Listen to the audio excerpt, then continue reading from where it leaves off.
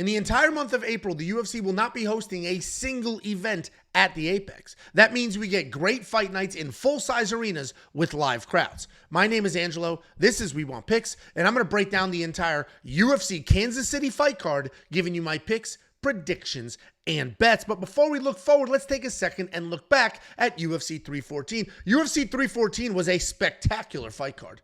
This delivered top to bottom, both on paper and in execution. We only had a handful of decisions, and even those had their moments. Overall, it was a great fight card. Volk proved he still had some juice left, but in my opinion, that was a little more of Diego not seizing the moment. Paddy Pimblett absolutely ran through a pretty worn-out Michael Chandler, and overall, it was a great fight card. If you want the full recap, the full reaction, you get the Home Alone face.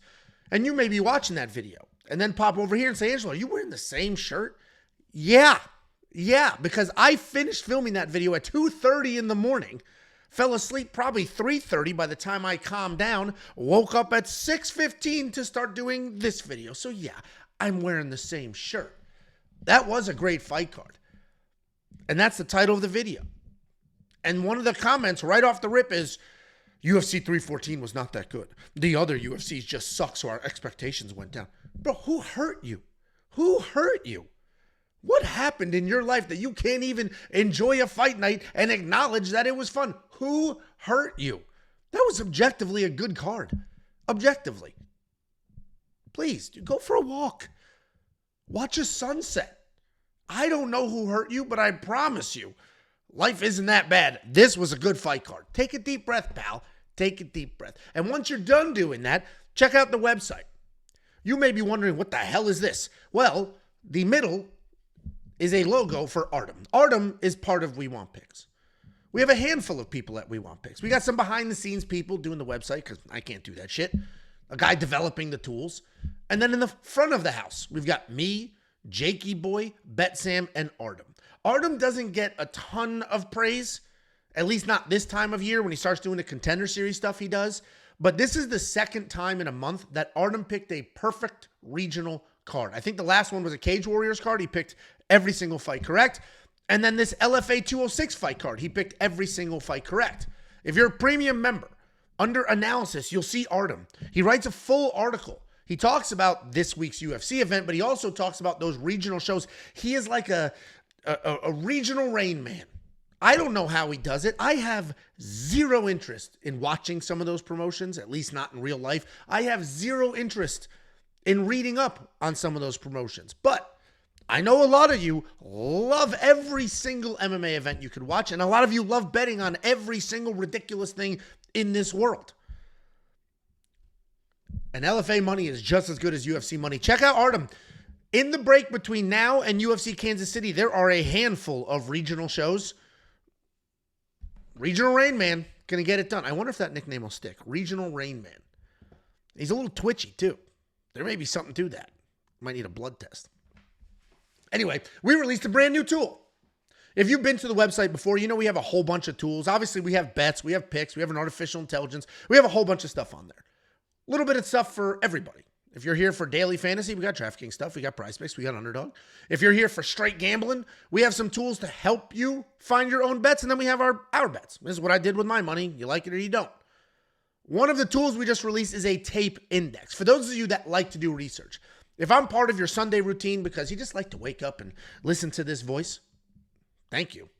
Appreciate you. If I'm part of your Sunday routine because you like to do your research, try to get in before the lines go crazy, we already have a tool called the Data Analyzer that gives you full deep dive into data and information. And now what we've done is we've extracted one of those features, the tape index, and built it out fully by itself. If you watch tape, if you do tape study, the tape index is all you need. It has every single fight from that fighter's history, and every fight that has an available video, which obviously is not the case, and at a reasonable source, will have this little play icon. And once you look at the fighter, first you select your event, then you select which fighter, you'll see their fight history, how they won, how they lost, the event. You click the little down arrow, you'll get even more details, like their record, their opponent's record during that fight, the closing odds, all of that information. And then you click the little red play button and boom, video pops up, you watch the fights. Tape Index is just one of many tools that we have. And ask me, do me a favor, ask me Ange, you had somebody develop a brand new tool. You coded this new tool. And you put it on the website. You have to pay for hosting and all those other things. I know premium membership is only $10. What's it going to be now? Ask me. 10. It's going to stay 10. It's $10. We're not fucking with the pricing. It's $10 a month. And as we add new features and new functionality and new tools, it just becomes a better and better and better value. There is nobody on this planet that can compete with what we have built thanks to you. So thank every single one of you premium members. There's a shit ton of you. I appreciate every last one of you. And thank you everybody else for watching and doing all those other things. Latest and greatest is the tape index. If you have ideas for new tools or insights or enhancements, let us know. We're constantly developing new things. And lots of times we will get ideas from you all, maybe a couple of comments or an email or two. We also use the brain trust. Josh behind the scenes who builds the website, he has a really good dialed in perspective of what people need or use. We got the developer who can code all these things and also plays a little bit of DraftKings fantasy himself and a UFC fan, so he understands it all. Tape Index is the latest and greatest. Check it out now. It's available. It's just up and ready to go for you. You don't need to do a single thing. It's just there and good to go. The tool before that we released a month ago was the new optimizer. We get 20, 30,000 views a video, depending on the video and how much you care or don't care about that event. And a lot of you don't know what a DraftKings fantasy optimizer is. A lot of you don't know how to use one. They're intimidating. They make no sense. There's a lot of random numbers and words. So what we did is we built an optimizer from scratch, and we have two versions.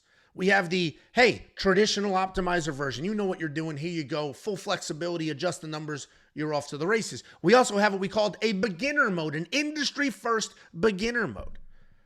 And what this does, instead of expecting you to understand the numbers and make adjustments on those numbers, this just asks you a series of questions. And based off of your answers, it will build lineups for you. If you're an American, TurboTax might exist everywhere, but if you're an American, you spent this week getting your taxes in order because it's tax season, and you may have used TurboTax. And what does TurboTax do? It just asks you some normal questions and walks you through and builds your taxes for you. It doesn't expect you to know every single law. It knows the laws. And it'll just say, hey, did you buy a house or not? You got a job? How much you make? The optimizer will say, what 3 fighters you like? Any dogs you like? Anybody you hate? Ask a few of those questions, answer those questions. It will build an optimizer for you. And that optimizer will be preloaded with the best DraftKings ownership projections on planet Earth. Here's the results from UFC 314. We had a 2.42% margin of error. The next closest was over 3.5%. That's more than a full point away. And that may not seem like a lot, but first of all, if you have a mortgage, full percentage point is the difference between eating and not eating. And same with DraftKings ownership projections. That percentage point matters. When you're competing with tens of thousands of people for a giant payday, that 1 percentage point makes all the difference in the world. Every single thing I've mentioned is available on the website, WeWantPicks.com. The tool before the optimizer is a fight simulator. This takes every single fight on the card. It simulates them 100,000 times. It brings in all sorts of historical grappling stats, all sorts of historical striking stats, implied probability, and it simulates those fights. The output of those simulations are different stats that you can use to find some prop bets. Like, hey, here's the ranges we see of significant strikes landed. Here's the ranges we see of takedowns. But also, here's a DraftKings fantasy lineup based off these simulations. Every single freaking thing I just mentioned, one package, $10. This is such a good value that there was another homegrown product out there. Somebody trying to build something, they're done. They closed up shop. They're done. Because they can't compete. They were charging $50, $60. It was like $35 for bets and another $20 if you added DraftKings Fantasy. It's insane. This is $10. Everything I mentioned, a million other things that I won't mention because everybody starts bitching at the intro, $10. WeWantPicks.com. Data Analyzer is the tool I mentioned earlier. This has tape study built into it, but it's not quite as robust. This also has the ability to do research on future cards, as does the tape study. UFC 315 is within a 1-month window. You want to get ahead of that research? Start deep diving now. Check out the data analyzers under tools in the menu.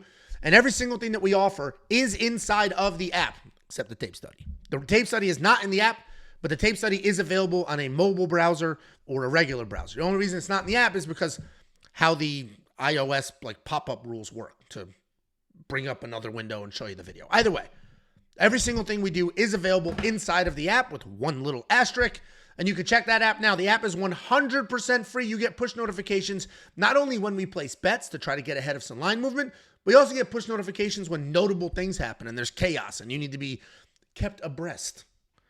That's not a filthy word. That's actually like high IQ grammar. Just search We Want Picks in the App Store. And finally, here's the fight cards you're going to get if I have convinced you to go to the website and become a premium member, which shouldn't take a lot of convincing. It's fucking $10. It's $10. Think about what you just spent $10 on this week. It's $10. It's $10. WeWantPicks.com. Click Become a Member. Here's the events.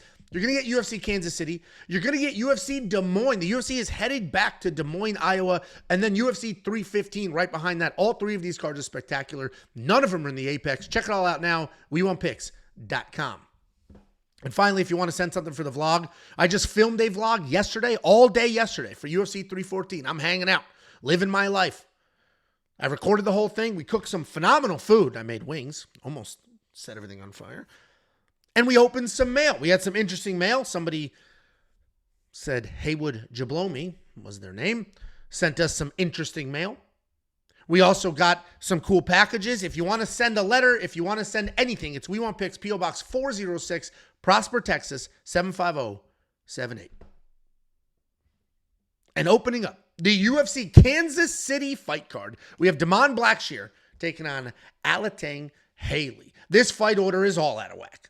This will not be the opening fight for that fight card. But when we get closer, we'll see what it looks like. But for now, this is what we got, and it's because it's a new-ish addition to this fight card. DaMon Blackshear, athletic striker, impressive speed, good power. He can grapple as well. He averages around 2 takedowns per fight. He's got solid volume in his strikes, good technical boxing, clean takedowns. He does have 4 losses in the UFC, but every single one of them is quality. He's coming off that come-from-behind submission win over Cody Gibson, where he was actually not doing great. He lost that first round, but he was able to pull off a Kimura in the second. He's taking on Alatengheili. This guy can be anything he wants to be, but he can't be everything. Meaning, he can be a technical striker. He can be a busy grappler, but he can't do both. He has 5 fights where he decided to wrestle, and he had a combined 14 takedowns. He was also outstruck in pretty much every single one of them. So the point is, he has almost no fights where he had success striking and grappling, but he has success doing one or the other. He can outstrike people. He can outgrapple people individually. He's tough as nails, but he can struggle with brawlers. So if you get in his face, you make it ugly. He's coming off that grappling win over Clayton Rodriguez where he had 3 takedowns and 8 minutes of control. DaMon's chilling. More than a 3-1 favorite. And you know what? If I didn't watch Cody Gibson take a round off of him, honestly, somewhat easily, I would believe in that line. I would love the 3-1 line. I do worry that Alateng can come in and grind his way to a boring decision. Cody Gibson was on his way to doing that. But Blackshear should win here. He's going to be the pick. He's going to be the more technical striker. And even if he is taken down a handful of times, he's got good enough BJJ to sort of survive and make some space, hopefully work his way back up. Blackshear's the pick. I'm hoping these odds tighten up, but this year has been nuts. Right before UFC 314, there was a bunch of wild line movement. We had Marco Tulio sitting at like -3 something all week long. He ballooned up to -650 right before the fight. And he looked it. He looked -200,000. But the line movement has been crazy. So my advice to you is if you do like what you see, just jump on it. Go to the website. We have a line movement tracker. Take a look at that just to see what direction it was coming from. Maybe it's getting worse, so definitely jump on it. Maybe it is getting better, so just sit tight. But the line movement has been crazy this year. Absolutely insane crazy. Then we have Chris Gutierrez taking on John Castaneda. This is a rebooked fight. This matchup was supposed to happen back at UFC 313. It was canceled because Castaneda got sick. Both of them had weird circumstances going into that fight. Chris was rebooked because he was supposed to fight Jean Matsumoto. John Castaneda, that fight was canceled the week before. So it was kind of all over the place, and we broke down that fight knowing one of these guys was doing 2 weight cuts. Another one had his fight brought in, and the circumstances were going to be weird. Now we've got 2 guys with full camp, and we can just break this down clean. For the most part, my breakdown stays the same, but my confidence level has dipped just a smidge. We got Chris Gutierrez, good kickboxer, great low kicks, good cage control. He's got good volume. He's landing more than 5 significant strikes per minute. He's got solid cardio to keep a pace. There's no secrets what he wants to do. He wants to plot forward, light your legs up to slow you down, and then straight punches right up the middle to hopefully try to get you out of there. He's got good takedown defense at 69%. This says 71. They're fucked up in my notes or on the graphic. Well, those 2 percentage points aren't going to change a thing. He's got good takedown defense that allows him to be loose on the feet. He is coming off that decision win over Quang Lee, where the striking was on point, but the wrestling was lacking. And that is why John Castaneda is going to need to go back to his roots. This guy's a fun come-forward fighter, strikes a ton, but he is a former Division II wrestler. And yeah, D2 is not D1, but it's better than D0. He's definitely a good wrestler. He's a very well-rounded guy. He sets an incredible pace. He wants to come forward. He's got fast hands, and then hopefully shooting some takedowns behind it when he sees those openings. He does not have basically any power whatsoever, but he makes up for that lack of power with forward pressure, with a wide variety of strikes. He's coming off that canceled fight against Douglas Silva de Andrade, where the doctor called the fight because of Douglas's weight cut. This should be a really fun fight. I originally broke this down a month ago, and I picked Castaneda. And I'm going to be sticking with that. I think the wrestling of Gutierrez is worse than we thought it was. And if John comes in with that big pressure, if he avoids the leg kicks, he can grind his way to a win. John Castaneda is the pick. I'm probably going to throw some money on him. I had a half a unit on him last time out, and I may do it again here. You can see these odds are pretty deadlocked in. John Castaneda was a slight favorite last time. And right now it seems to be a little more money on the Chris Gutierrez side. Keep this at dead even. Then you had Timmy Cuamba taking on Roberto Romero. I don't know what Roberto's pissed at. Is Roberto the guy that commented that UFC 314 was not a good fight card? We just thought it was good because every other fight card sucks now? Because look at that dude. Look at the anger Roberto is holding in his heart. He looks like the type of guy that would comment that. It was not a good fight card. All the other fight cards suck. Roberto commented it, I'm convinced. He said it in Spanish. No estoy peso. I was going to speak Spanish there. No estoy. That's not it. And you know what's brutal? My mother speaks 3 languages. I've just got the one. And English was not my first language. Italian was my first language. My parents are not from this country. And I was raised in a loud immigrant home with a lot of nonsense words running about. But my father would go to work, so I was home with mommy. And my mother's English, especially 30-something years ago, was not good.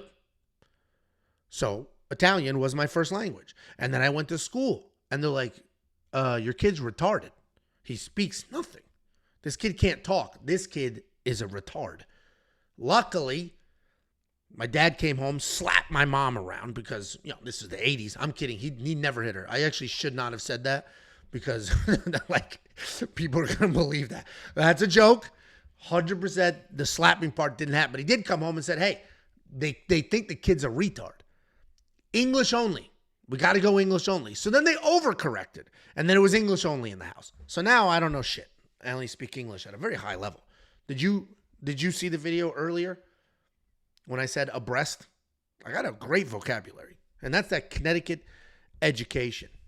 Anyway, I tried to speak Spanish there. That wasn't going to work. My mother speaks 3 languages. I've just got the one. But that one language is going to break down this fight. We got Timmy Cuamba. Good striker, good takedown defense. Fast hands, decent power, especially for this weight class. He does a great job working the body. He does an early investment, hoping for a late payoff. He's very technical. He's not gun shy, but I wouldn't categorize him as a killer. He's got some takedowns, but they don't really look very comfortable, and he really only looks to wrestle if he's in trouble. He's a tough-as-nails guy. We saw that in his last fight against Lucas Almeida, where he dropped and almost finished him a few times, but he managed to gut it out. And if that wording wasn't clear, he got dropped and almost finished. And he still took his beating, kept moving forward. Hopefully he doesn't end up like Darren Elkins. Taking on Roberto Romero. This guy is a forward pressure grappler. He uses distance as just a means to an end. Oh, there's space between you and I? I don't care. I'm rushing forward. He gets you to the cage, and then he works in some takedowns. Up top, he's looking for control more than he's looking for a finish. He's very tough. He's an absolute gamer. His striking isn't the most technical, but he has power and pressure. He's coming off that short notice loss to David Onama, where he came out guns blazing with zero hesitation whatsoever or fear. And he dropped David nice and early. Both of these guys are tough as hell. Both will take an absolute beating while continuing to pressure forward. I think Romero's the better wrestler. Timmy's likely the better striker. And I know how insanely tough Timmy is, but I love what I saw out of Romero. It was short notice. He came in, had no hesitation whatsoever, absolutely brought it to David Onama, dropped his ass. I can't imagine what a full camp is going to look like. We don't have odds yet. This is a new addition to the card, but Romero's going to be the pick. If he is somehow an underdog, you'll be getting a push notification on that app. Beautiful Angelo placed the bet. And sometimes I got to gas myself up when we send the notifications. Like, oh, handsome Ange, at it again. Funny Ange did it one more time. 6'3" Ange did it again. Because you people are mean as fuck. You're mean. You're mean. In the UFC 314 recap video, I'm like, hey, let's talk about this whole wrestling doesn't matter thing. And I made some valid points, as I do. I'm a very articulate person. I'm a very well thought out guy. I can make a valid point. You can disagree with me, but you can't call me fucking stupid. And I basically said, I understand damage is the number one scoring criteria. I understand it. But the whole idea of damage is the number one scoring criteria is thrown out the window, and people only think striking is a scoring criteria, whether it's striking on the feet or striking on the ground. And I used the Mitch Raposo fight as an example. I said he took down Sumanerji. He took that dude down 8 times, and it just didn't matter. People like, bullshit. It just didn't, it meant nothing. Picking somebody up and slamming them down means nothing. And the example that I put out there was, let's say you jab somebody up. You land 25 unanswered jabs, but no redness, no blood, nothing. Just head snapping back. But the opponent picks you up, slams you on your face. Your face hits the mat. Your nose breaks, blood everywhere, but you pop right back up and you keep landing that jab. There was damage in that fight, but it wasn't from the jab. The damage was from the pickup and the slam. But people will only give a shit about the jab, and then they will comment, well, it was 58 strikes to 6. So, yeah. What started that rant? What the hell started that rant? Oh, yeah, you people were mean to me in that comment. Somebody was like, Angelo's fat like DC. So, of course.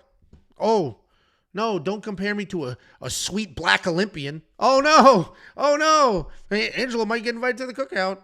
Oh, no, what an insult. Fucking idiot. Then we have Evan Elder taking on Ahmad Hassanzada. That sounds like a car company.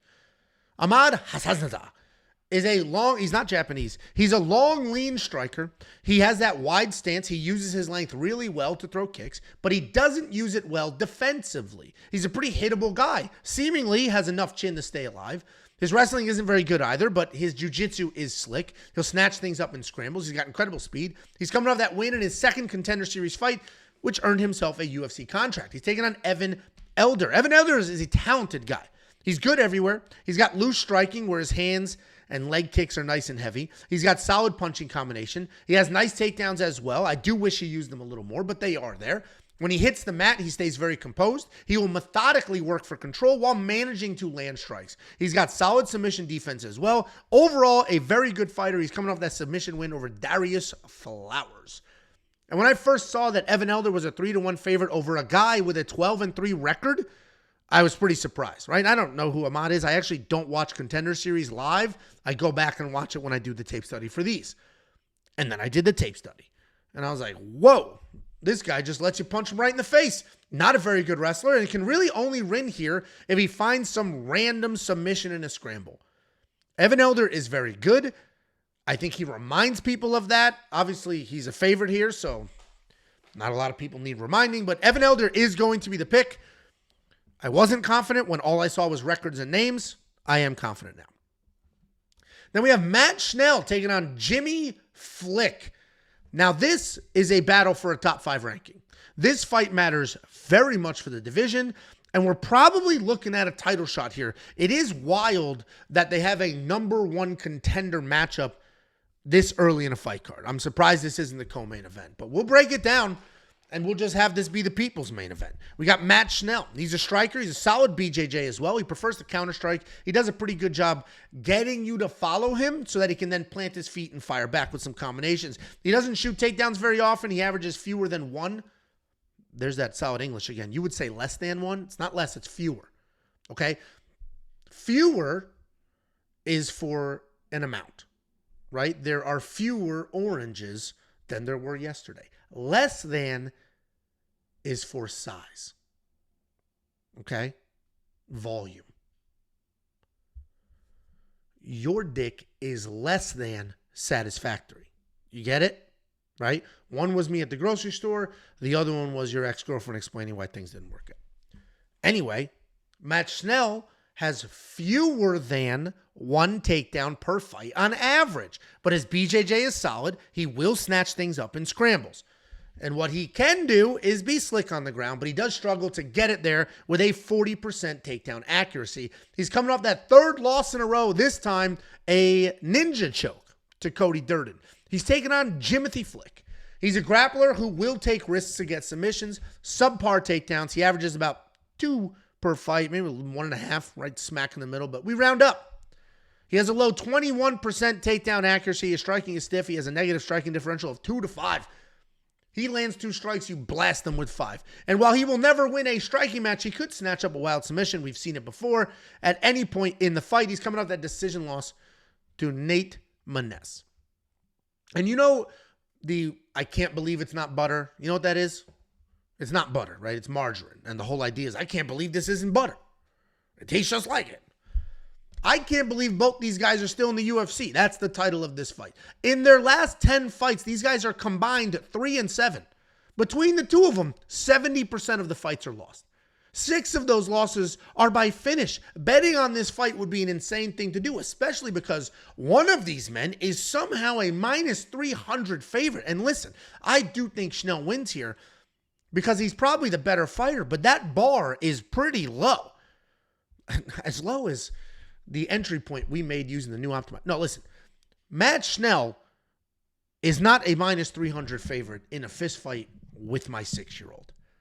That's like saying beans on toast is better than cold hot dog water. Neither one of those things are good. But you have to pick one. You have to say one's better. All right, I'll go with the actual food. I will go with the one that is at least tolerable in some parts of the world. And in this case, I'm going to go with the one who is an actual fighter. Matt Schnell is an actual fighter. The problem is his chin's not really there anymore. He's slowing down a little bit. The wrestling was never really there. So now we've got a chinny striker who can't get it to the ground if he's in trouble. Shouldn't matter here. Jimmy Flick has almost nothing to offer anywhere outside of wild scrambles. Matt Schnell is going to be the pick. For the love of God, don't bet on this fight. I actually will be rooting for Matt Schnell.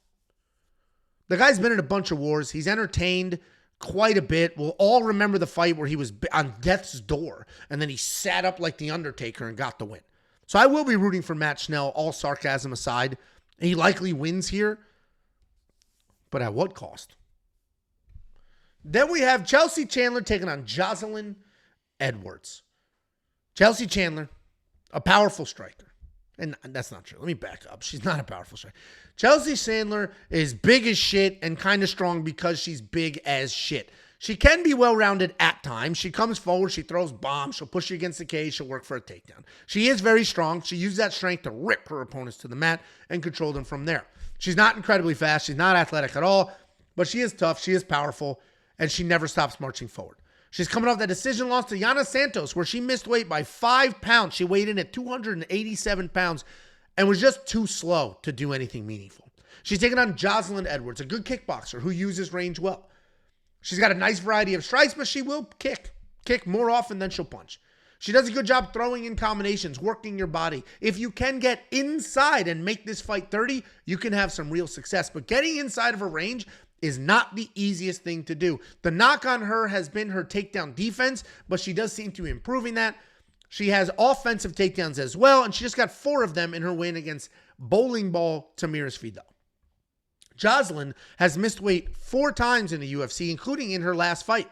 Chelsea has also missed weight. Why this fight is at 135 pounds and not 198 pound catch weight, I don't know. The difference between these two women, though, is that Joselyne doesn't need her size to win. She's got good striking, solid wrestling. She's a decent fighter all around. Chelsea, on the other hand, needs to fee-fi-fo from her way to anything that resembles a win. I don't see that happening here. The speed, the mobility, big advantage for Joselyne. She is definitely the pick, and these minus 191 odds, minus 210 on some books, feels like an absolute steal. Joselyne's going to be the pick. She absolutely should be able to get this done. Then we have Cameron Saaiman taking on Malcolm Wellmaker. This could be a very fun fight. And there's a narrative here. Cameron sucks. He's washed. Busted prospect. Fraud check. So now the flashy kid in the Contender Series is going to pop in and make something happen. There's a narrative, and I expect these odds to full-blown flip. I expect Wellmaker to be a solid favorite come fight night because of that narrative that I just mentioned. The question is that narrative valid or not? Cameron Saaiman's a fun technical striker. He can grapple if he needs to. He does a great job stepping into combinations, finishing them with leg kicks. And when you think you've got him figured out, when you think you have his striking cadence broken down, he'll work in some spinning techniques. He'll even drop down and shoot a takedown. He does not have incredible power, but he is fast, he's accurate, and he's relentless enough to get it done. He's riding back-to-back losses. Most recently was a TKO to Peyton Talbot over a year ago. He's taking on Malcolm Wellmaker. Powerful striker with great accuracy and timing. He does a really nice job managing range. He's got a solid jab, and then he will fire away. He's not overly aggressive, but he does do a nice job fully committing when he does throw a punch or a counter. He can grapple as well. He's got solid takedowns, even better takedown defense. He's coming off that massive counter hook knockout on the Contender Series, which earned himself this UFC shot. Cameron Saaiman was a big prospect. Like, we go back 18 months, this dude was a big deal. Him and Dricus, both making a name for themselves at the same time, both getting quality wins, both showing the world that South African MMA is actually a thing. Then Cameron got smoked twice and Dricus became champion of the world. Even though Cameron may not be the hyped prospect he once was, he's still good. He's a talented striker. He can wrestle when he needs to. Cameron should have the volume advantage with Malcolm having the power advantage. If this fight was in Las Vegas, Nevada, I'd be all in on the power. Because as we talked about, people only give a shit about striking.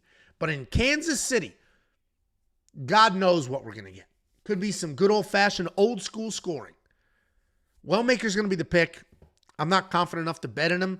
Especially, I do think he's going to full-blown flip to a favorite. I'm going to leave this alone. I don't even think a line for the round makes sense. Like, this fight can go in any direction. Cameron's got not really much power, but he's the better, more technical fighter. Malcolm has the power. We've seen Cameron get chinned. Like, this can go in a million different directions. I'm just going to leave this alone. This fight card has 14 fights as of right now. I imagine that'll change come fight night, but as of right now, we have a lot to choose from.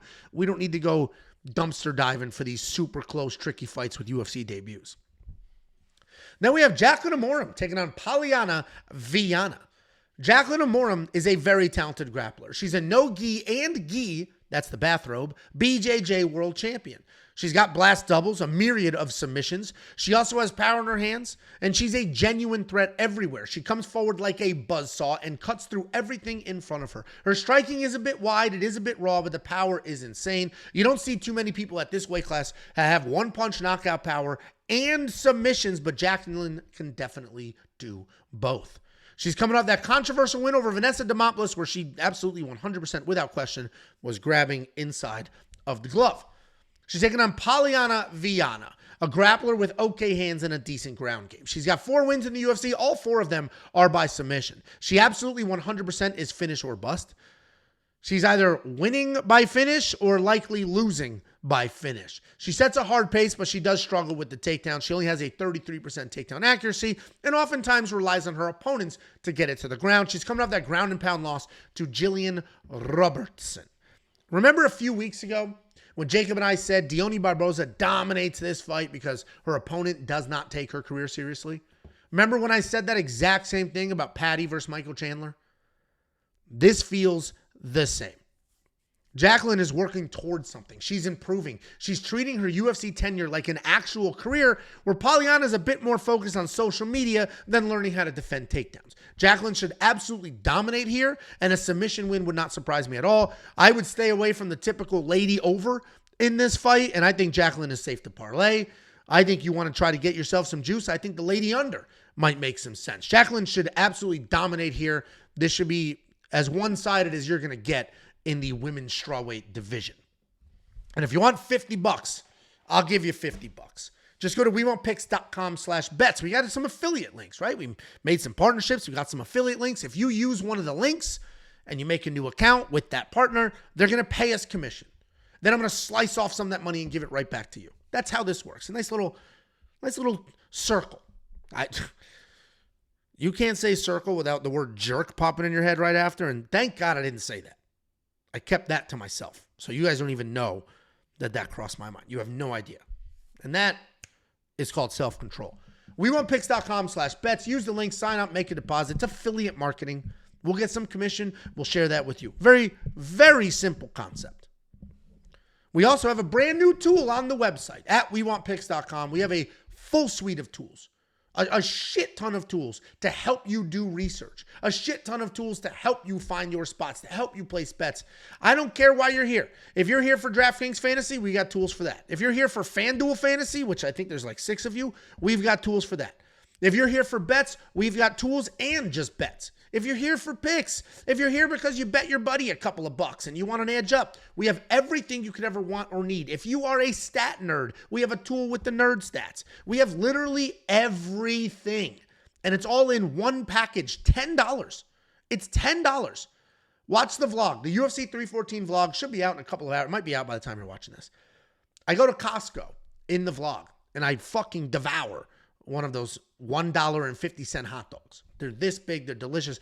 And I talk about that hot dog, in all seriousness, not the actual hot dog itself, the concept of the $1.50 hot dog, an incredible product at an insane price that has not been touched in 30 years, inspired the $10 a month premium. And that's not a joke.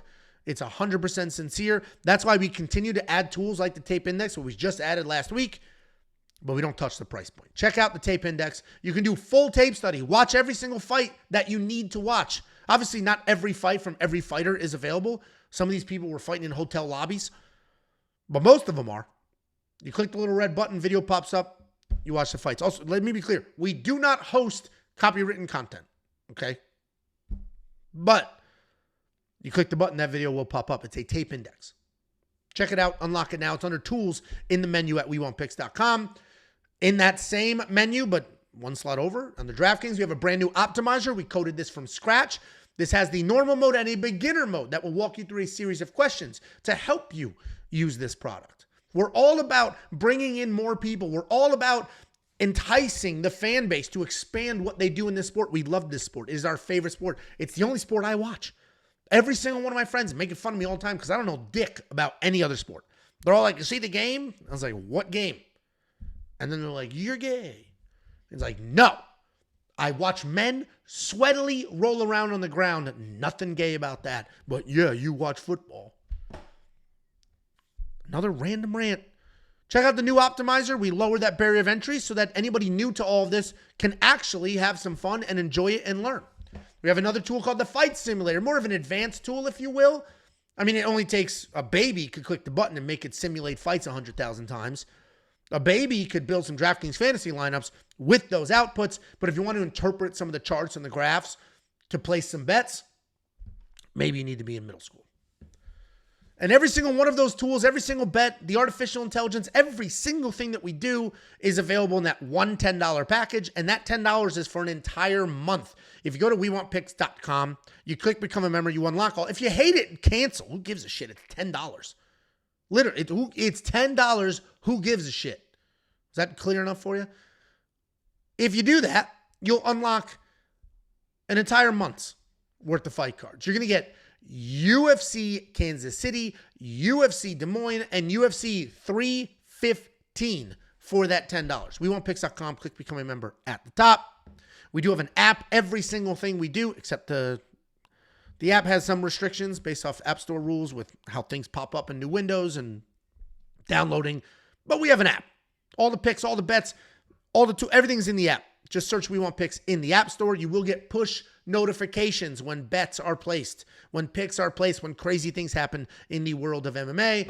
And finally, we got a little bit of a break, right? We're going to have some downtime. So we're going to release a couple of bad take videos. If you don't know what these are, myself and Josh Thompson, if you're like, who the hell is this guy? And it is funny to see people not knowing who Josh is. And not that he's like insanely famous, but it is funny to see that because the same people who will comment casual, you're a casual in the comment section are the same people who will see a video with me and Josh and be like, who the hell is this guy? And that's such a contradictory statement to me. It's out of control. Maybe it's an age thing, but it's funny because Josh, who I know in real life, I've actually had to edit him out of Fight Foods vlogs in the past because he's been at the house hanging out with his kids, his family, and I'm like, I don't want to throw him in this vlog and make it seem like I'm, whatever. So anyway, him and I got together and we're like, let's film a show together. You've got a successful show. I've got a successful show. Let's just do like a quick hit type show together. We talk about topics. I'll be the normal guy. You're the former professional fighter. And we'll do that. And it's funny when people don't know who he is because, again, he's not insanely famous. But in this sport, in MMA, he was the best lightweight on planet Earth for 3 to 5 years maybe. The only person to ever knock out Nate Diaz did it in the UFC. And the only reason he wasn't a UFC champion is because the UFC did not have a lightweight champion during that sort of period of time. So he had to go to Strikeforce, and he was the champion there. They just talked about him on the UFC 314 weigh-in show. He's personal friends with Daniel Cormier. They grew up together in this sport. So I always love the you're a casual, Ange, you don't know this sport. And then the 2 videos later, who's this guy? I love it. The latest video we did is who is Aaron Pico? The UFC just signed hot prospect Aaron Pico. Bellator standout, young kid, unbelievable wrestler, great striking, had a couple bumps in the road, but how impactful will he be in the UFC? We break that whole thing down. Let us know what other topics you want us to hit on because we'll crank some videos out this week while the rest of the content might be on a little bit of a lull. Show's called Bad Takes. Check it out. And finally, UFC 315 is in this window. Just a couple of weeks away. Great fight card. Bilal Muhammad's going to defend his belt. Is this for the first time? I believe. No, is it the second time? No, it's for the first time, right? Was his last fight? Anyway, UFC 315 is in this window of time. And if you want to send something for the vlog, whether it's a letter, whether it's... Actually, somebody was like, dude, my mom makes I'm going to... Homemade food's a little dicey. And I learned that. Remember COVID? I think you remember. You lost your grandmother, right? She died. Remember COVID when Dave Portnoy from Barstool Sports was going live on Instagram and just opening packages? His home address got leaked. So people were just mailing all sorts of shit. Like it was letters. It was wild products. People started mailing swords. They were mailing food. My mother made you cookies. And he was fucking just ripping packages open and reading letters and eating cookies. And then his mother was like, Dave, you dumb fuck. If I see you eat one more homemade piece of food sent from a fucking stranger, I will kill you myself. And he literally was like, I can't eat the food anymore. My mom said so. I am adopting that. If sealed food, we've had some hot sauces sent, stuff like that, that's fine. Sealed, wrapped up. We had some maple syrup sent, seasonings, perfectly fine. Liquor. When liquor is sent, Night Bloom Vodka has sent a bunch of stuff. One of our viewers has sent a bunch of Night Bloom Vodka. That stuff is... Check out Night Bloom Vodka, by the way. That stuff's fantastic. Anyway, if you want to send something, send it. If it is homemade food, I can't eat it. I have a family. I got 2 young girls. I can't die of anthrax because somebody sent fucking thumbprint cookies that just look too good to resist. Here's the address. We Want Picks, P.O. Box 406, Prosper, Texas, 75078. And finally, Hayabusa, big supporter of the show, released some brand new gloves. The Hayabusa gloves are showcased on the vlog. I beat the shit out of my daughter. I took her outside. We sparred. I lit her up like a Christmas tree, and I used these gloves. What's really cool about these gloves is they have an inner strap that acts as a wrist stabilizer, almost like hand wraps, honestly, to keep your wrist where it's supposed to be, and then the normal outer strap. Hayabusa, if you don't know who they are, unbelievable high-quality gear. That's what it is. This is not low-rent Amazon stuff. You're not getting Hayabusa if you only have $8 in your bank account. It is very good high-end stuff, but if you do take your career seriously, if you just like to buy nice stuff, check them out. It's cool looking, it's high quality, and the shit lasts absolutely forever. WeWantPicks.com/Hayabusa. Just go to Hayabusa. We get the 10% discount if you use promo code. It's WWP. If you don't want to, it's fine. That's not the point of the relationship. I actually told them don't worry about the commissions. I'm just trying to build meaningful relationships with companies and products I care about. You'll get the discount. Let's go ahead and break down this main card. How long was that? I feel like that,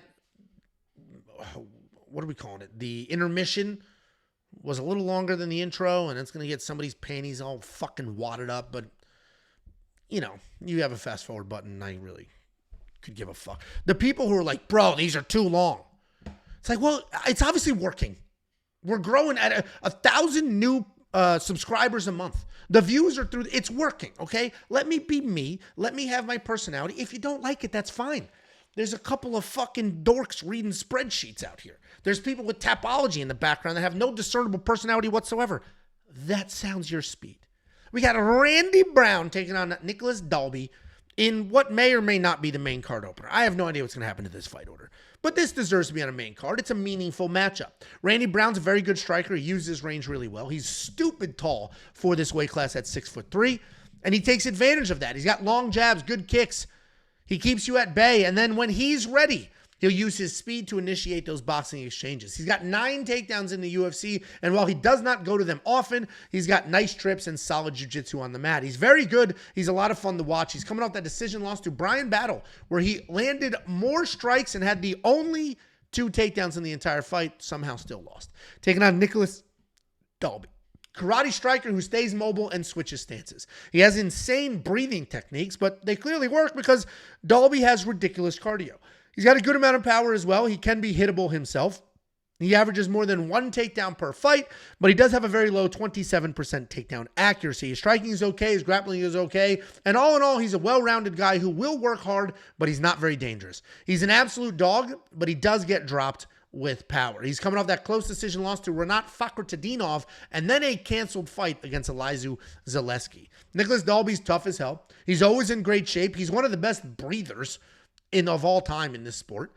But he's also 40 and not half the striker that Randy is. I think it's a pretty straightforward matchup. I think Randy boxes up Dalby. Dalby's going to hold him against the cage, does the weird breathing. Randy does some more boxing. And I think we get a Randy Brown 29-28 decision because one judge still cares about cage control. Randy Brown, pretty straightforward pick, and he's pretty affordable right now at 2-1. Then we have a rebooked Ikram Aliskerov taking on Andre Muniz. This fight was supposed to happen at UFC Saudi Arabia originally, but it was canceled because Andre Muniz couldn't get his visa. I don't know if he's got a criminal past or just didn't do the paperwork, but he couldn't get into Saudi Arabia, so now they have rebooked it here in Kansas City, Missouri. Ikram Aliskerov, Russian wrestler. He has hands. They look pretty good as well. He hasn't really needed to wrestle in the UFC, but I promise you, I do the tape study. He's a wrestler. When he is wrestling, it's nonstop pressure. He's got good body locks, good tie-ups. When he gets you to the ground, it's like an 8th layer of skin. He's impossible to shake. His striking is quickly improving. He's got a high guard, solid combinations, great power. He's coming off that first-round knockout loss to Robert Whittaker, where, in fairness to him, he went from the Apex to Saudi Arabia on less than a week's notice. Bunch of switcheroos in his entire life. Big, dramatic changes, and he fought one of the best to ever do it at that weight class. He's taking on Andre Muniz. BJJ killer with decent striking and okay wrestling. He hits pretty hard. He's got some clean striking entries. He's not going to shy away from a striking match either, and he does not get desperate with the takedowns. He will take some real wrestling shots, and even though he avoids the BJJ nerd butt scoot, I think we can call him a BJJ nerd at this point. He's coming off a bounce-back win over the Iron Turtle, where he had 11 takedowns, but he still managed to get his strikes doubled. And last time this was booked, Ikram opened as a 3-1 favorite, quickly moved as the 6-1 favorite, and now he's the 7-1. And sure, he was knocked out in under 2 minutes in his last fight out, but before you scream fraud and all that other bullshit, let me remind you that he took that fight on a few days' notice on the other side of the world against one of the best middleweights we have ever seen. Also, Muniz kind of sucks. His BJJ is good, but he'll struggle on the feet. He'll struggle off his back if you take him down. Ikram should be able to dominate the striking, even get takedowns if he wants. He's not going to get submitted. Same way Paul Craig and Brendan Allen beat the shit out of Muniz. Ikram Aliskerov, the easy, straightforward pick. Didn't even have to think about it. Then we got Giga Chikadze taking on David Onama. Giga Chikadze is a very good striker. He's got solid jab, fantastic kicks. He does an incredible job managing range and using the kicks to do so. The kick keeps you at distance, and then he comes firing in with the hands. He's not a high-volume guy. He only lands around 4 significant strikes per minute, but he does do a nice job of keeping his opponent's volume low as well. He's coming off that loss to Arnold Allen, where he was a full step behind in the striking exchanges. He's taking on David Onama, a good kickboxer who likes to plot forward and control the pace. Typically, he is not incredibly high volume, but he is effective. He's got a long jab, constantly throwing stuff out there. He's busy in the clinch, and when his knees and his elbows are going, you could be in a little bit of trouble. He's got a low 20% takedown accuracy and a 52% takedown defense, but he did just get his first takedown in 2 years in that win over Roberto Romero, who we broke down earlier. At one point in time, Giga was a legitimate prospect. A Georgian who strikes but can wrestle if he needs to. But long layoffs, a couple of tough losses, all that hype is gone. They flush it down the toilet. Right now, the odds have Onama as a minus 150 favorite, and that feels absolutely perfect. I think Onama wins this fight, and even though Giga's hype has fizzled, he's still a very good fighter. He can have success if he gets going early. Onama is the pick, and at these odds, it's honestly hard not to bet him. I think Onama's just going to be the better fighter, and that layoff for Giga is going to be pretty obvious. Then we have Michel Pereira taking on Abus Magomedov. Michel Pereira is an absolute beast, who for the majority of his career was a giant 170-pounder, struggled with weight, missed a few times. They moved his ass to 185. He literally never looked better. 185 is absolutely, without question, his weight class. He rattled off 3 wins in a row. He's only 31 years old, even though he has 43 professional fights. He's got powerful hands, solid wrestling, solid BJJ, incredible athleticism. He's good offensively. He's good at everything. Except he's also probably a better hammer than nail, because we did just watch Fluffy break him down and just outwork him. He's taking on Abus Magomedov, who is a pretty versatile striker. He's got wrestling as a backup plan. He's got sneaky power, because it never looks like he's throwing big shots, but we've seen him put people down. He's a long striker. He does a really good job using that length to counter and to keep people at the end of his strikes. He'll throw everything from tight hooks to head kicks, and even though he can be hittable himself, he recognizes if he's on the wrong end of an exchange, he quickly shoots a double, gets to the legs, and tries to get it to the ground. He's coming off that submission win over Bruno Ferreira, where he was in trouble early, but he managed to stay composed. And it wasn't just a few weeks ago that Jacob unwittingly almost broke up Michelle's marriage. But now, while Michel is fighting for his life on Instagram, he's got a pretty important fight coming up. And while I don't think a few personal life distractions are going to be the difference between winning and losing, I do think Michel needs to be laser focused on his cardio. Michel should win. He's big, he's fast, he's strong, he's dangerous. Abus is hittable. Abus has some gaps, but if Abus weathers an early storm like he did in his last fight, this could be sneaky long, and Michel could be in a little bit of trouble. Michel is going to be the pick. I think the only bet that will make sense, and it's probably going to be juiced, would be a Michel Pereira inside the distance decision, no action. Effectively, if Michel wins this fight by finish, you'll get paid. If he loses a decision because his cardio fades and he didn't get Abus out of there early, then you'll get a full refund. We had that on Diego Lopez in the main event at 314. It was a perfect fight for that situation. Very dangerous. Can't really trust the cardio. And in that case, the Diego Lopez case, the cardio wasn't the problem. It was the lack of throwing punches. But that bet may make some sense here for Michel Pereira. I made that joke about Jacob. Here's what happened. Quick little recap for you. Jacob was at UFC for the Michel Pereira-Anthony Hernandez fight, and he made a joke saying, dude, Michel Pereira's getting beat so bad his girlfriend doesn't care at all. And it's just a picture of the girlfriend. And he doesn't know if that was Michel's girlfriend, but some deductive reasoning. Like, none of these guys in the picture are good enough, good looking enough for that to be her. He made that tweet, I don't know, 8-9 months ago. Just a pretty innocuous, like, oh man, Michel's really getting it. And then Michel Pereira's wife out of nowhere is like, how do you know that's his girlfriend? Went nuts. What I suspect happened is Michel's been a little bit of a wandering eye. And the wife went deep diving. Anyway, see what an accidental tweet will do to you? Then we got the co-main event of the evening. Anthony Smith taking on Ming Yang Zhang. This is 100%, without question, a showcase fight for Ming Yang Zhang. China's a big market. With or without tariffs, the UFC is trying to push into the Chinese market. Wei Li, being champion, has done great numbers for them overseas, and Ming Yang could do more of the same. So the UFC said, hey, let's get your big ass in a co-main event against a notable guy that you could probably beat. But we're going to break this down as if we don't know who Angelo's picking just yet. We got Anthony Smith. He's a striker, good hands, solid kicks. We also know he's got good jiu-jitsu. He's got submissions. If you look at the rankings, there's a couple of submission wins over some top 10 guys in that mix. They weren't recently, but they're there. They're there. He's incredibly tough, arguably too tough for his own good. He's taken way too many career-changing beatings, talks to himself in the cage, sort of losing his connection to reality at times. He's at a weird point in his career where he is past his prime. He's focused on an analyst career, but he still can be competitive. He's wildly tough, and he's still a good fighter. The skills are still there. They don't leave your body. You just start to slow down, and you don't have the physical capabilities you once did. He's coming off that knockout loss to Dominic Reyes, where he landed 21 strikes to Dominic's. Pause for dramatic effect. Take a guess in your head what number I'm about to say. In Anthony Smith's last fight, he hit Dominic Reyes 21 times. How many do you think Dominic landed on him? You're wrong. 121. He landed 100 more strikes. What a beating that was. He's taking on Ming Yang Zhang. This guy is a dangerous fighter who can find finishes on the feet or on the ground. He's got raw power in his strikes. He's typically looking to mix it up on the feet, close the distance, and work these fights to the ground where he's got fantastic pressure. He has an excellent record with a 100% finish rate split between knockouts and submissions, but 80% of those finishes were on the ground. He can be sloppy at times, but he is very tough and will continue moving forward. He did just come off the standing knockout win over Ozzy Diaz, where a well-placed elbow did the trick.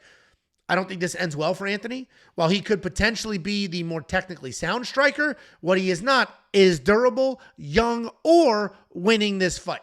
Ming Yang can win this on the feet or on the ground, and I know Anthony played the role of fraud check distributor when he beat prospect Vitor Petrino, but Ming Yang is different. And unfortunately, so is Anthony. Ming Yang is the very confident pick. I think he gets it done. And I love that he's not undefeated. I do wish he had some decision wins in the mix. The fact that it's 100% finish rate is a little like, uh-oh. But I do love he has losses. Undefeated prospects are cool and it's fun and it's exciting, but I like to see what somebody looks like in a loss. Ming Yang seems pretty composed. And the fact that he has all finished wins isn't necessarily a bad thing because Anthony Smith can be finished, but we'll see. Ming Yang should absolutely run through him, though. And then we have our main event of the evening, somewhat of a new main event. This was supposed to be Khalil Roundtree and Jamal Hill. Jamal Hill got hurt again. The fight fell apart. They've rebooked it. Jamal Hill, fuck that guy. I've never seen somebody fumble the popularity bag more in my entire life. Jamal Hill at one point was like the world champion. Beat the shit out of Glover in a showcase fight. And then did every stupid thing imaginable after that. Every cringy decision you could make. One after the other to just become a laughingstock. And it's bad. It's bad PR. He did earn a little bit of my sort of affection back in his last fight when he went toe-to-toe with Yuri. And he got smoked and Yuri really brought it to him. But Jamal is not a pussy. And we're talking about the main event that used to exist. Let's talk about the one that does exist, and that's Ian Garry versus Carlos Prates. Ian Garry, as we all know, very solid striker, good hand speed, fantastic footwork. He is hittable, but he lands an impressive almost 6 significant strikes per minute. He's got solid enough takedown defense to keep most fights standing. And while he does have power, it's not necessarily like one punch, huge knockout power. It's more great timing and speed that catches his opponents off guard. He has been training with Shooter Box for a little while now, and while they haven't bestowed their signature just reckless aggression upon him, they have improved his grappling quite a bit. He's taken on Carlos Prates. Carlos Prates is a dangerous striker. He's got big power. He's got good range control. He's pretty light on his feet, and he manages to throw kicks to any body part whenever he wants. He'll launch head kicks at the drop of a dime. He'll throw spinning kicks. He'll defend most takedowns that come his way. His power and his accuracy are absolutely insane. He also has surprisingly good cardio for a smoker. Yeah, this guy rips butts, but the cardio seems to be there. and the confidence of a world champion. He's coming off that knockout win over Neil Magny. Ian's a very good striker. We've also seen him get outstruck before. When he fought Michael Venom Page, MVP was dotting him up early. And at the UFC 303 press conference, there were allegations of fight camp spying. And at that UFC 303 fight, Ian Garry turned into a wrestler because MVP was lighting him up. So he did the smart thing and shot some takedowns. And this fight could potentially look identical. Carlos Prates could have some success. He could be touching up Ian Garry. And then Ian could be like, fuck this, I'm shooting a takedown. I do want to point out a few differences between the Ian Garry MVP fight and this situation. MVP's takedown defense is legit terrible. It's awful. It's shocking how bad it is, but it is awful. And while we haven't seen Prates' takedown defense very often, I have to assume they're better than MVP's. Garry being the slight favorite makes sense. He has the experience, he has the grappling abilities, but I think Prates is going to be too good of a striker, and it's going to frustrate a pretty hittable Ian Garry, and Ian's shots won't be as good. And I know they're not the same person, but we just watched Jean Silva absolutely decimate Bryce Mitchell.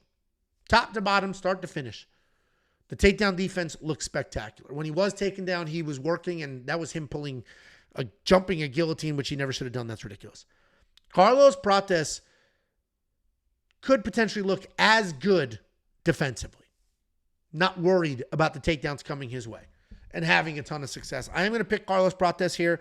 A lot of people think I'm a Fighting Nerds hater. I'm not. I just hate the notion when anybody else at the Fighting Nerds, not Prates, not Silva, not Mauricio Ruffy, not Kyle Barallo, but when other people will go train there for 5 minutes, be like, oh, you know he's training at Fighting Nerds, right? Who gives a shit? So is Bruna Brazil. I had that workout for her. The Fighting Nerds is that core four. Maybe I left one out. And in those core four, they're all very good, and I believe in them. But the whole, remember when Hamzat was training with everybody on the planet, and that's all anybody could talk about? Oh, so-and-so trained with Hamzat. Who gives a shit? You don't just grapple with somebody, then turn into a phenomenal grappler. I think Carlos Prates can win this fight. We've seen Ian Garry in a lot of trouble against Song Kanan. Song's got insane power. Carlos could get this done. I don't have a bet yet. We're going to watch this line, see where it goes. I do think, actually, after the Jean Silva performance, Carlos Prates might get a little money. People might be like, Jesus, this team is good. Either way, guys, that is the breakdown. I appreciate every last one of you. If you do me a favor and download the app, just search We Want Picks in the App Store. We will do push notifications for not only picks and bets. So if you're a premium member, you're going to want to see the bets before the lines take off. If you're not a premium member, the app still has really good, valuable information in there, and you will get push notifications just on the happenings in MMA. UFC 314 was very stable. UFC 313 was not. We had to do push notifications hours before the fight for canceled fights. And if you're not a premium member, you still got that push notification and still had enough of a heads up to do whatever you needed to do. We released a brand new tool, the Tape Index. If you like to do your own tape study, you like to do your own research, Tape Index is the latest and greatest tool available right now, and I did not touch the price. Premium is still only $10 for an entire month. And the Tape Index has every fighter on this card and future cards, and their fight history and the ability to watch those fights for research purposes. This is built out clean through UFC 315, so if you want to get ahead of the fights, instead of deep diving the thralls of the internet to find their recent matchups, we have it here. Save yourself. It's $10 for an entire month. I don't know what your time is worth, but if you spend 15 minutes a fight card looking for fights, Tape Index saves you that money. It's available right now at WeWantPicks.com, as is the brand new Optimizer with the beginner mode, as is the Fight Simulator that simulates fights 100,000 times and gives you those outputs, as is the Data Analyzer, which has full statistics and data breakdowns and the ability to stack filters and build yourself your own little narrative, do your research. That is available for this card and future cards. The line movement tracker is available as well. This will give you the opening odds, the current odds, the win probability, and the line movement for every fighter on every card. The Prop Hunter is a curated set of data specifically designed to help you find prop bets. And it's more than just me and Jakey, boy. We got Bet Sam and Artem. Bet Sam's Slam of the Week. It's the new safety parlay, and it's been more stable. I think he hit, I don't know if he's missed this year. He must have missed this year. But it's also not a parlay, right? Sometimes it's a parlay, sometimes it's not. But that Slam is fucking killing it right now. So check that out. And Artem picked a perfect LFA card. And in this little pause, this little break in the action, there are regional shows that Artem will be writing up and giving you picks for, and regional money is as good as UFC money. Check it all out right now. One single package for $10. WeWantPicks.com. Click Become a Member at the top.